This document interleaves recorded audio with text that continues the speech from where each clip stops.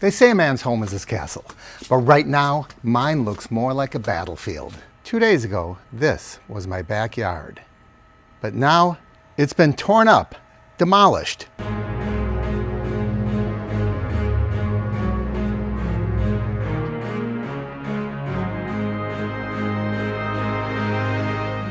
And hopefully today, the concrete pours.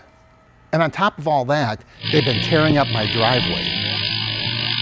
Today we're going to find out if this new screened-in patio project is going to kill my sanity before it protects me from the mosquitoes. I've had all sorts of Florida wildlife through my yard, from bears to coyotes, even the occasional panther. But I think the thing that's going to drive me crazy are the mosquitoes. So I'm doing something about it. But not only am I dealing with my project, a backyard and a driveway, my neighbors are doing the same thing. And since they're snowbirds, I'm dealing with not one, but 2 construction projects. And they have this beautiful wall of Florida foliage that goes up over 20 feet. But yesterday when I came over, here's what I found. 2 of these giants have come down in a recent storm. And they were ripped out right by the roots. And yep, they came down right where their patio and new cage would have been. When the workers came to put in the rebar, they had to move these monsters, and they had to cut them into little pieces. Let me rephrase that, smaller pieces than they were. These things are heavy. We're gonna have to figure out a way to get them out of here. But the rebar is in. Now all I have to do is wait for the concrete. And some of my favorite hibiscus had to go. But I'm trying to save one. This may look crazy, but I have that umbrella up to try to protect this from the harsh midday sun. It doesn't look like much now, but I'm assured it's going to bounce back once its root system starts to take hold.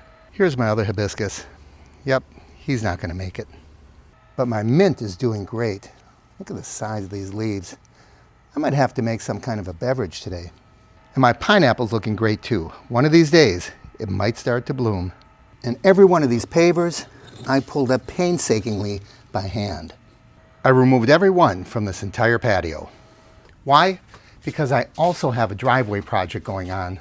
And all of these pavers were put to good use. And these are the leftovers. What am I going to do with them? Oh, these mosquitoes are driving me crazy. Well, I'm happy to say that this project was completed yesterday. They added another couple of feet to my driveway and put in a pad by my hose. I really have to get that out of here. And while it may look great now, this was a challenge. Have you ever had to deal with an HOA?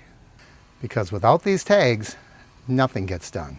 But they just wrapped up this driveway project yesterday at 5 p.m. and I think it looks pretty good.